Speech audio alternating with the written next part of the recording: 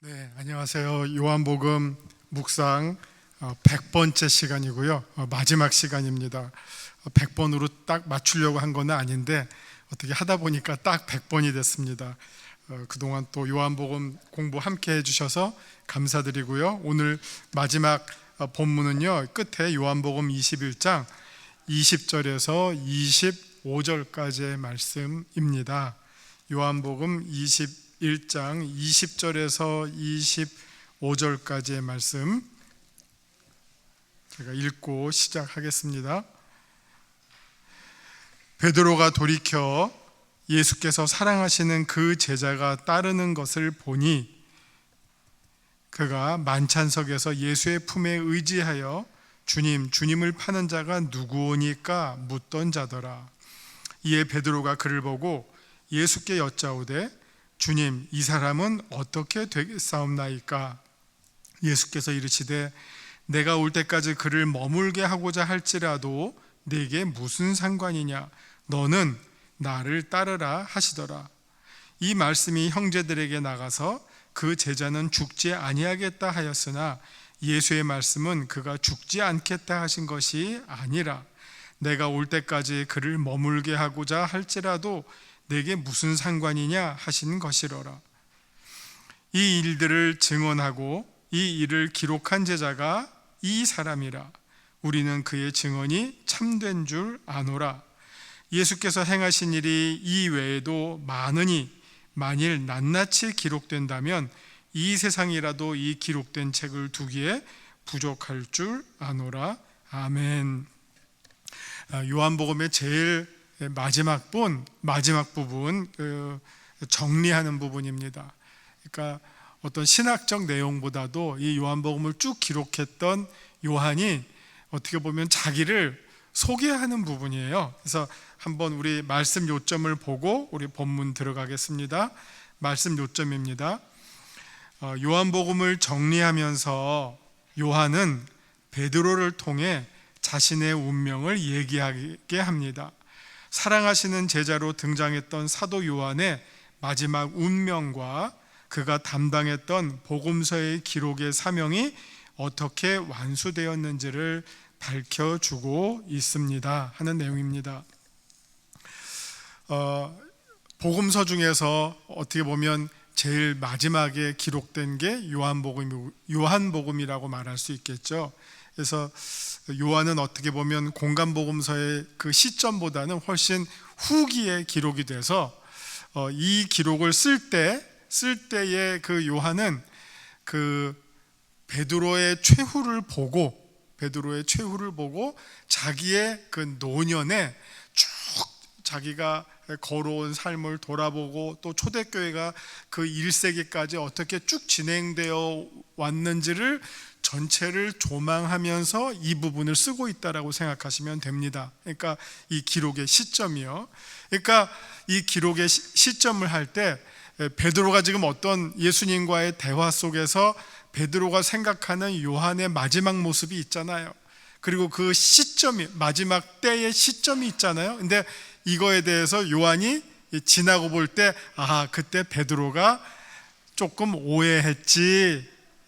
베드로가 예수님의 그 답변을 잘못 이해했지 하는 그런 느낌을 가지고 쓴 마지막 부분이에요. 그러니까 여러분들이 여기 나와 있는 이 글을 읽으시면서 이 글이 사실 살아서 여러분에게 쫙 전달이 돼야 되는데 이걸 우리가 잘 따라가지 못하면 읽어도 이게 무슨 말인지를 몰라요. 이게 살아있지를 않아요. 그럼 이게 무슨 말이지 하고 그냥 놓쳐버리는데 사실 이때의 그 분위기가 어떠한지를 한번 조금 생각을 하고 그때를 한번 그려가면서 오늘 본문을 읽으면 재밌습니다. 자, 이제 20절부터 소개해 드릴게요. 베드로가 돌이켜 예수께서 사랑하시는 그 제자가 따르는 것을 보니 그는 만찬석에서 예수의 품에 의지하여 주님을 파는 자가 누구오니까 묻던 자더라. 지금 아주 재밌어요. 왜냐하면 지금 요한이란 말이에요. 지금 자기를 쓸 거예요. 자기를 소개하는 내용이에요. 근데 자기를 소개하는데 우리가 지난주에 얘기한 것처럼 나는 어떻습니다, 나는 어떠했습니다 라고 쓰지를 않아요. 그러면 어떻다 그랬죠? 나는으로 시작하면 수준이 낮다 그랬죠. 여기서 얼마나 이 문학적으로 요한이 멋있게 자기를 등장시키는지 몰라요. 자기를 지금 누구의 눈으로 소개를 시킵니까? 베드로의 눈으로 소개를 시켜요. 제3자의 관점으로 자기를 보여주는 거예요. 그러니까 나는 뭐 했다 하면 이게 조금 수준이 떨어지는데, 제3자가 저 사람은 이랬습니다 라고 하면 그 시선이 하나가 아니라 더 다른 데서 이 사람을 보게 되는 것처럼 훨씬 더 그 조망하는 각이 넓어진다는 거죠. 지금 요한의 어떻게 보면 마지막 운명에 대한 궁금증이 생긴 것처럼 요한이 베드로의 입을 통해서 자기의 마지막 운명에 대해서 알려주잖아요. 요한이 예를 들어서 예수님, 이 부분쯤에서 요한이 예수님께 거꾸로 이렇게 물어볼 수 있겠죠. 그 직전 상황이 무슨 내용이 있었습니까? 베드로에게 네가 나를 사랑하느냐 3번 묻고 내 양을, 어린 양을 먹여라, 내 양을 치라, 내 양을 먹여라, 뭐 이런 대답하고선 그 다음에 내가 젊어서는 네가 띠뛰는 대로 네가 마음대로 막 돌아다녔지만 마지막에 때는 네가 이렇게 되면 사람들이 너를 이끌리라. 이게 베드로의 마지막 운명이었잖아요.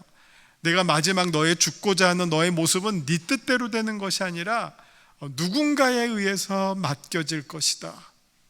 이게 베드로의 마지막 운명이었잖아요. 그러면 사실 이 부분에서 지금 이거를 누가 쓰고 있어요? 요한이 쓰고 있죠. 그러면 요한이 이렇게 예수님께 물어볼 수 있겠죠. 주님, 베드로가 그렇게 된다면 저는 어떻게 될까요? 이렇게 물을 수 있죠. 우리 같으면 아마 그렇게 물었을 거예요. 근데 요한은 이거를 저는 어떻게 됩니까? 라고 하지 않고 딱 바꿔치기를 하죠. 베드로를 등장시켜요. 베드로가 요한에 대해서 묻게끔 해요.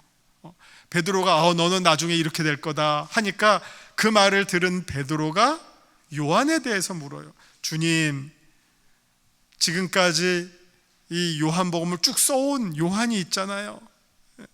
주님의 가장 사랑받는 삼총사가 있잖아요. 베드로, 야고보, 요한. 이게 삼총사예요. 변화산에서 예수님 변화할 때도 따라갔던, 모든 12명이 다 못 따라다닐 때는 꼭 이 3명이 따라다녔단 말이에요. 베드로, 야고보, 요한. 그 중에서 특별히 요한은 정말 바늘 가는데 실 가듯이 예수님이 계신 곳, 정말 이 제일 마지막 순간에 제자들이 다 배반하고 떠날 때 베드로도 따라가기는 했어요. 근데 따라가지를 말기나 하지, 따라갔다가 무슨 일을 했죠? 너무 가까이 따라갔다가 잡히는 바람에 너도 같은 편이지 하니까 아닙니다라고 부인을 해버렸잖아요. 근데 같이 따라갔는데 부인을 안 한 제자가 있어요. 같이 따라갔는데 부인을 안 하고 끝까지 조심하게 지켜본, 그리고 모든 상황이 어떻게 돌아가고 있는지를 잘 끝까지 본 제자가 있어요. 그게 누굽니까? 요한이었어요. 가야바랑 좀 알기도 했대요. 그래서 그 뜰 안까지도 들어갔어요. 예.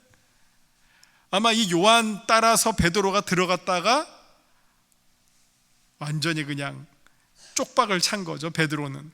근데 요한은 다행히 거기에서 모면에 있으면서 조심히 끝까지 예수님의 그 마지막 모습을 안타까운 마음으로 지켜봤어요. 그러니까 이제 초점이 이제 이 요한복음을 정리하면서 요한으로 이제 옮겨지는데, 그 요한은 자기의 얘기로 하는 게 아니라 베드로의 입을 통해서 자기를 소개합니다. 이 요한은 주님께서 사랑하시는 제자였습니다. 그리고 얼마나 사랑하는지 그 마지막 만찬 자리에서 여러분 같으면 그냥 제자들이 다 이렇게 둘러 앉아 있잖아요. 근데 이 제자는 예수님의 품에 안긴 거예요. 우리 뭐 여기 좀 손주들 계시는 분들이, 여기 뭐 자녀보다 손주들이 계시잖아요. 손주가 그냥 여기서 놀다가 그냥 앉아 있는 게 아니라 뭐 할머니 할아버지 품 안으로 확 달려 들어와서 이 품에 안겨 보세요. 가슴이 찌릿찌릿하지 않을까요? 저의 주변에 손주 본 사람들이 그러더라고요. 아들보다 더 하대요. 아들 때는 정신이 없었대요. 아버지도 처음 해보고 키우는 것도 정신이 없고 뭐 하는 일들이 많잖아요. 근데 이 손주는 다르대요. 경험도 있잖아요. 그 다음에 시간도 많아요. 그 다음에 이 생에 대한 애착도 더 커졌어요. 그래서 그 어린 손주를 보면 막 가슴이 찌릿찌릿하대요. 아들 사랑보다 더 하대요. 아들, 딸 사랑 때보다 더 하대요. 그 손주가 가슴에 탁 내 품에 안긴다고 한번 생각해 보세요. 아이고, 죽어가잖아요. 그 관계예요. 지금 요한은 그 많은 제자들 가운데서도 예수님의 품에 안기는 제자예요. 얼마나 애제자예요. 베드로가 수제자라면 요한은 애제자예요. 근데 그 애제자의 마지막 운명을 소개하려고 하는데 이 요한이 머리를 썼잖아요. 그거를 베드로를 통해서 묻게 해서 이 제자는 어떻게 될 겁니까? 그리고 이 제자는 그때 예수님 최후의 만찬, 우리 제자들과 마지막 만찬 하실 때 예수님의 품에 안겨서 또 어려운 질문인데도 이거를 어떻게, 아주 그런 거 있잖아요. 이 질문의 내용은 아주 심각하고 어려워요. 근데 그 말을 표현하는 이 상황은 안 심각하게도 말할 수 있죠. 어려운 질문을 편하게 예수님의 품에 안겨서 누가 팔아요? 예수님, 이런 거잖아요. 사실 누구를 판다는 거는 얼마나 심각한 질문이에요. 근데 예수님의 품에 안겨서 예수님, 이 중에 누가 팔까요? 이런 거잖아요. 지금 이 요한의 질문이. 바로 그 제자를 베드로가 찍어서 지금 질문하는 거 아닙니까?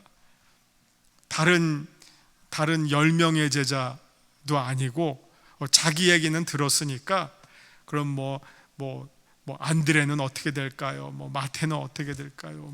이런 거 묻는 게 아니라 지금 그 요한은 이제 어떻게 될까요? 하고 묻는 그런 상황입니다. 21절, 이에 베드로가 그를 보고 예수께 여짜오되 주님, 이 사람은 어떻게 되겠습니까? 그 요한은 어떻게 되겠습니까? 하니까 예수님께서 이렇게 대답하셨어요. 내가 올 때까지 그를 머물게 하고자 할지라도 내게 무슨 상관이냐? 너는 나를 따르라 하시더라. 이 말은 딴 사람 신경 쓰지 말아라는 말이거든요. 이게 지금 글자와 메시지가 달라요. 지금 이 글자는요, 예수님께서 하신 이 베드로에게 주신 답변은 이거 네 할 바 아니야. 네 할 바가 아니야. 너는 네 일이나 신경 써. 이 얘기거든요. 그런데 그 내용을 예수님께서는 이렇게 표현하신 거죠. 내가 올 때까지 그를 남겨두겠다가 아니에요. 이거는 가정법이에요. 설령 내가 올 때까지 남겨둔다고 한다고 하더라도 그게 네가 무슨 상관이냐? 그때까지 살아있으면 너도 안 죽어?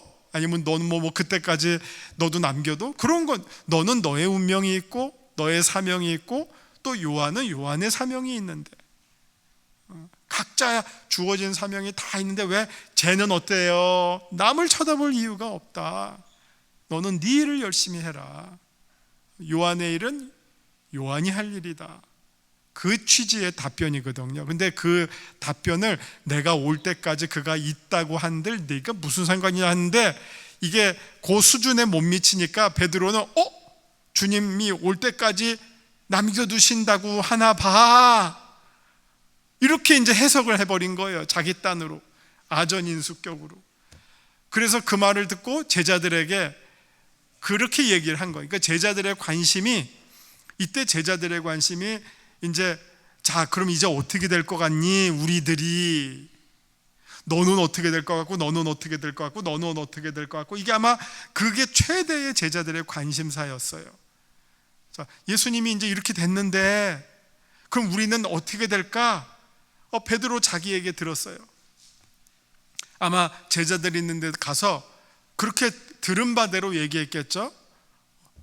나는 이렇게 돼서 인도함 받는 대로 내 운명이 결정될 거래 라고 말했겠죠. 그런데 이제 거기다가 요한에 대해서 어쨌든 답을 들었잖아요.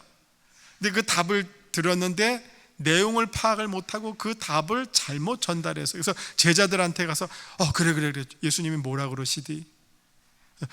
너는 뭐라 그랬어? 그러니까 베드로가 자기에게 했겠죠. 그럼 요한 얘는 또 뭐라 그랬어? 하니까 그대로 대답을 했으면 좋았을 텐데, 내가 주님이 다시 올 때까지 이 요한을 남겨둔다고 한들 그거는 우리들이 신경 쓸 일이 아니래 라고 그대로 반복해서 했으면 좋겠는데, 이거를 해석했어요. 어떻게 해석했죠? 주님이 오실 때까지 남겨두신대. 잘못 전달했죠. 얼마나 재밌어요. 근데 그거를 들은 요한이 한참 후에 그때 상황을 다시 쓰고 있는 거예요. 베드로가 그때 그렇게 듣고 그렇게 잘못 말했지 그게 아니었는데. 왜요? 이제 요한은 자기에게도 임박한 순교의 때를 보고 있어요. 주님은 다시 오시지 않았죠. 그러나 자기의 때는 이제 마지막을 향하고 있어요. 그러니까 자기의 때가 다 한 줄 알아요.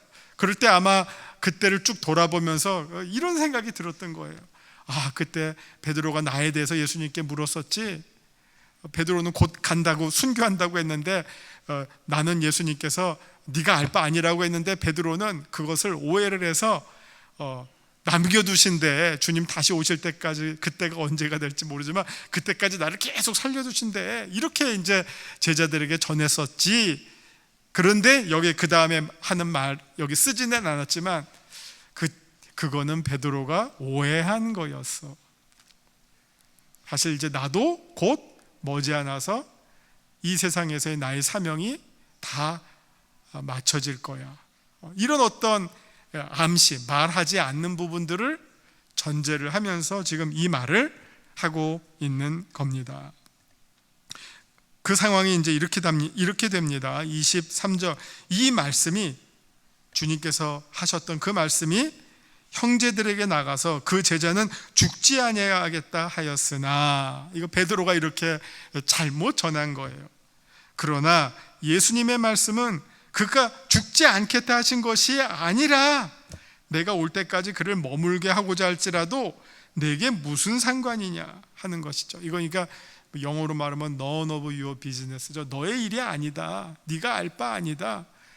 이거는 나와 요한의 일이지 베드로가 상관할 일도 아니고 다른 제자들이 끼어들 일도 아니다. 그 말을 이제 다시 정확하게 요한이 밝혀주고 있는 내용입니다. 이게 저자의 특권이잖아요.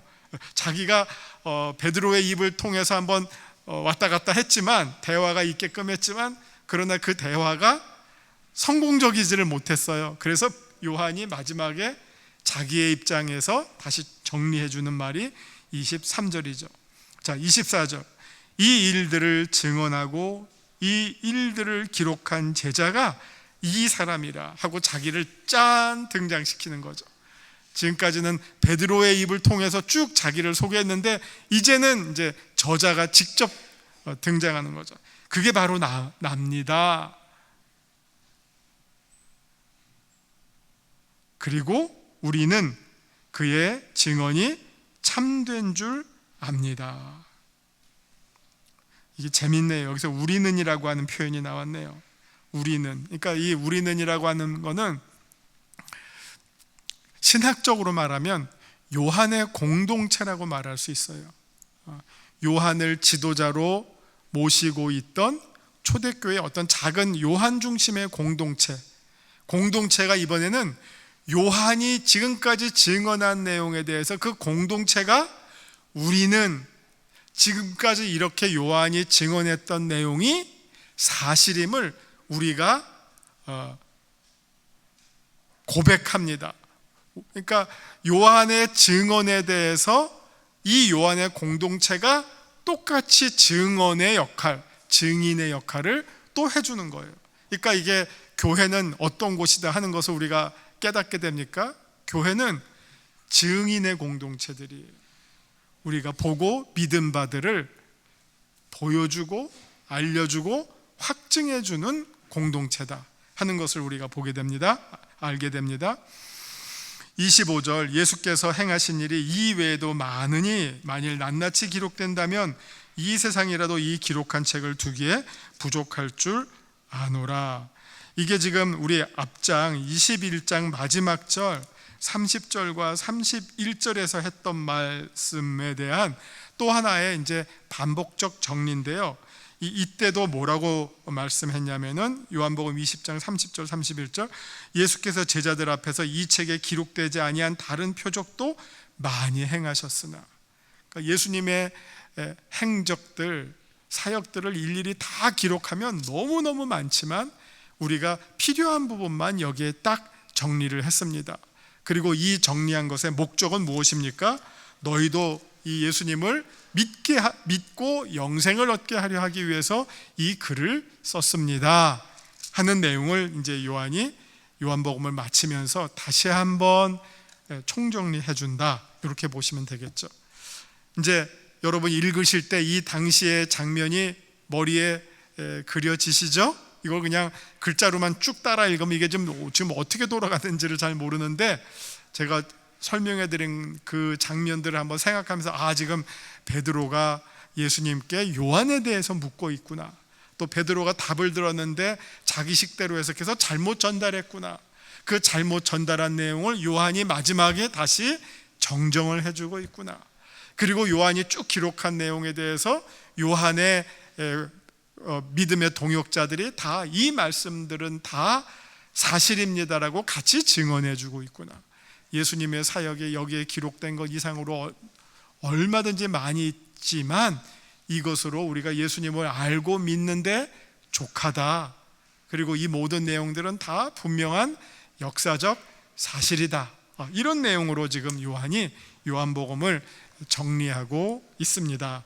자, 이제 우리 말씀 산책 부분 보면서 다시 요약해 드리도록 하겠습니다. 말씀 산책입니다. 요한은 베드로를 통해 자신의 존재를 알립니다. 베드로가 예수님께 요한, 즉 요한 할 때 꼭 따라오는 이 요한의 별명은 사랑하는 제자. 다른 제자들이 보면 조금 질투날 수도 있겠어요. 요한이 자기 자신을 예수님이나 꼭 우리 이 모든 믿음의 후대 사람들에게 소개할 때 요한을 어떻게 소개하냐면 사랑받는 제자라 그랬어요. 그러면 다른 제자들이 나는 사랑 안 받았냐? 너만 받았냐? 뭐 이런 어떤 질투가 날 수도 있는데, 이게 예수님과 이 요한의 아주 친밀한 관계에서 얻어진 이 사랑은 마치 막내에게 주어진 사랑. 뭐 어머니가 자녀들 뭐 10손가락 깨물어서 안 아픈 손가락 있냐라고 다 n분의 1로 말씀하시지만, 그러나 또 그 뭐 막내를 향한 그 어머니의 애틋한 마음은 또 따로 있잖아요. 그렇다고 뭐 다른 자녀 사랑하지 않는 게 아닌 것처럼 지금 여기에서도 요한이 자기 자신을 사랑하는 제자라고 하는 말을 표현할 때는 그런 어떤 감성인 것 같습니다.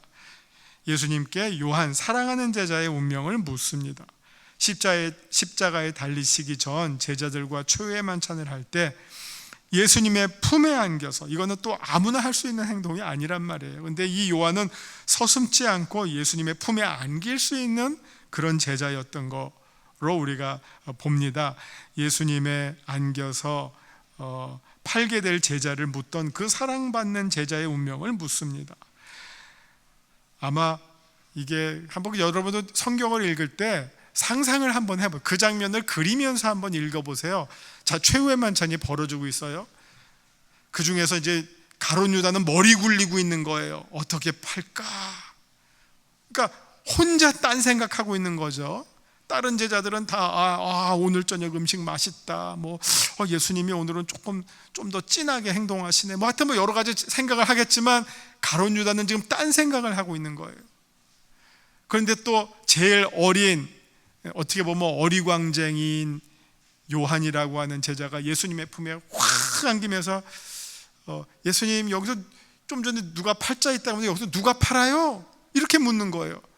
만약 그 장면을 요한이 아니라 이렇게 멀찌감치 앉았던 베드로가 그 질문을 했으면 그 분위기가 어땠을까요? 엄청 무거워졌을 것 같아요. 무슨 청문회 재판 자리로 확 바뀌었을 것 같아요. 그런데 지금 그 질문을 요한이 품에 탁 안기면서 예수님 파신다. 누가 여기서 판다고요? 누가 팔아요? 이렇게 물으니까 이 지목이 되지만 이 분위기는 그래도 부드럽게 넘어갈 수 있었어요. 최후의 만찬을 잘 지속할 수 있는 그런 분위기로 아주 적절하게 됐었다는 거죠. 그걸 한번 우리가 당시의 장면을 상상하면 그런 상상이 가능하다는 겁니다. 근데 만약 베드로가 물었으면 훨씬 심각해졌겠죠. 그 자리가 아주 정말 야 우리 밥 먹는 거 때려치자. 여기서 무슨 밥이냐? 누가 나를 판대는데 뭐 어느 놈이 팔아 막 뭐 혈기가 나오고 뭐 그럴 리가요. 뭐 하여튼 뭐 난장판이 됐을 수도 있어요. 한번 상상을 해보세요. 근데 그렇게는 안 넘어갔어요. 베드로는 마지막 운명에 대해서 자기가 들었죠. 그러자 그 제자의 운명도 궁금해졌습니다. 원래 이 베드로, 야고보, 요한이 늘 함께 움직였으니까요. 이런 베드로의 질문을 통해 요한은 어쩌면 자신의 운명을 말하게 했는지도 모릅니다. 자신의 운명을 베드로의 입을 통해서 말하게끔 했습니다. 요한이 당시에 물었다면 이제는 베드로가 그 제자의 운명에 대해서 묻습니다. 22절 베드로의 질문에 예수님은 다소 어려운 답변을 주십니다. 그의 운명에 대해서는 베드로가 상관할 바가 아니라는 취지였습니다. 예수님께서 다시 오실 때까지 그를 곁에 둔다고 한들 그의 마지막 운명은 그것은 완전히 주님의 영역이라는 말씀으로 답하셨습니다. 이로써 요한은 그가 살아도 주를 위하여 살고 죽어도 주를 위하여 죽는 온전히 그의 운명이 주님의 손에 붙잡힌 바 된 삶을 살게 될 것이라는 것을 아주 진지한 답을 얻었습니다. 이거는 요한이 그렇게 깨달았어요. 그러나 베드로는 예수님의 답변을 그가 안 죽을 것이라고 받아들였습니다. 해석은 모두 자기의 주관대로 이루어지는 법인가 봅니다. 베드로가 받아들이기에 그는 자신과 달리 당장 죽게 되지 않을 것이기에 임박한 순교의 위험으로부터 그는 벗어나 있다라고 해석한 것으로 판단합니다. 그리고 이런 자기의 해석을 다른 제자들에게 전했습니다. 이 말을 들었던 제자들의 반응이 어떠했을지 궁금합니다. 요한은 안 죽는데 근데 베드로는 곧 죽을 것 같아. 아마 이런 얘기들을 돌았겠죠. 이런 얘기들이 베드로의 질문을 통해 간접 등장했던 요한이 자신의 존재를 밝힙니다. 그 사랑하는 제자, 그 질문했던 제자가 바로 납니다. 이 글을 기록한 사람이 바로 납니다. 그리고 이 기록은 모두 참된 증언이라고 자신의 공동체를 통해서 또 확인해 줍니다. 요한복음에 따르면 요한은 처음부터 마지막까지 예수님과 가장 가까운 곳에서 한순간도 떨어지지 않고 동행했던 제자로 그의 증언이 참임을 관계상 그리고 실제적으로 보여주고 있습니다. 어느 한순간도 예수님을 떠난 순간이 없을 정도였습니다. 위기의 순간에도 사랑하는 제자는 항상 그 자리를 지켰습니다. 가야바의 뜰이나 무덤에서나 부활의 자리에서도 모두 그가 등장합니다. 그런 의미에서 그의 증언은 참됩니다. 25절의 말씀은 20장 30절 31절의 반복 내지 연장선상의 기록으로 읽힙니다. 이 기록이 예수님의 사역의 전부가 아니라 단지 일부분이고 그 일부분으로라도 그가 누구인지를 알려주기에 충분할 뿐만 아니라 누구든지 이 글을 읽는 자는 예수님이 그리스도이신 줄을 알고 믿고 영생을 얻게 하기 위함이라는 기록의 목적의 충분함을 언급하면서 요한은 기록을 마무리합니다. 자, 여기까지 합니다. 기도하겠습니다. 요한을 통해 예수님의 발자취를 생생하게 우리들에게 보여주시니 감사드립니다. 우리의 삶도 우리의 이웃들에게 주님의 길을 온전히 보여줄 수 있는 참된 증인의 삶이 되게 하여 주옵소서. 예수님의 이름으로 기도합니다. 아멘.